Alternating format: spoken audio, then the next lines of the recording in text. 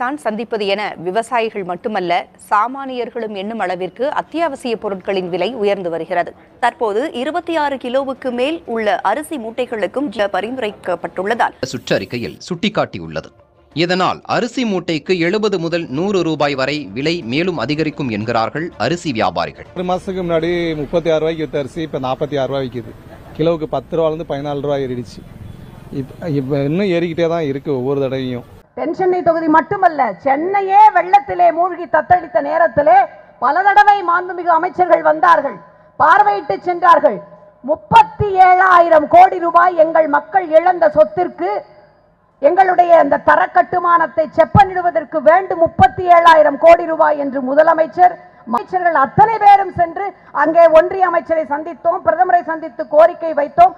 இன்று வரை ஏதோ பேருக்கு சட்ட ரீதியாக கொடுத்திருக்கிறோம் என்று 276 கோடி ரூபாய் மட்டும்தான் கொடுத்திருக்கிறார்கள். அதற்கு மேல் ஒரு அம்மஞ்சல்லி கூட கொடுக்கவில்லை.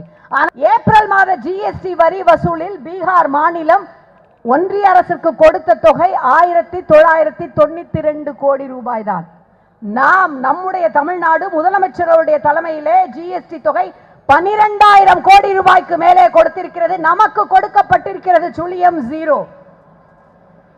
உத்தரகண்ட், நம்முடைய ஹிமாச்சல் பிரதேஷ், சிக்கிம் ஆகிய மாநிலங்கள் நடந்த பேரிடர் நிதியாக அள்ளி அள்ளி வழங்கப்பட்டிருக்கின்றது. உரிமை என்று வரும் பொழுது அங்கு கொடுக்கின்ற கை, அள்ளி கொடுக்கின்ற கை, இங்கே ஏன் கிள்ளி கூட கொடுக்கவில்லை என்றுதான் நாங்கள் கேட்கின்றோம். எங்களுக்கு உரியவற்றை கேட்கின்றது. சரக்கு வரி அதிகமாகிவிட்டது. இந்த நிதிநிலை அறிக்கையிலே முத்திரை தாள் விலையையும் கூட்டுங்கள் என்று தமிழ்நாட்டுக்கு சொல்லுகின்றது, அனைத்து மாநிலங்களுக்கும். முதலமைச்சர் கேட்கின்றார், முத்திரைத்தாள் வரியை கூட்டுங்கள் என்று வலியுறுத்துகிறீர்கள். கூட்டுகின்றோம். ஆனால் நீங்கள் அப்படி கூட்டும் பொழுது மாநிலத்திற்கு ஏற்படுகின்ற இழப்பீட்டு தொகையை தருவோம் என்கின்ற உத்தரவாதம் ஏதாவது தந்திருக்கிறீர்களா? ஏற்கனவே ஜிஎஸ்டிக்கான இழப்பீட்டு தொகையை தரவில்லை. இது மட்டும் எப்படி தருவீர்கள் என்று கேட்கின்றார்.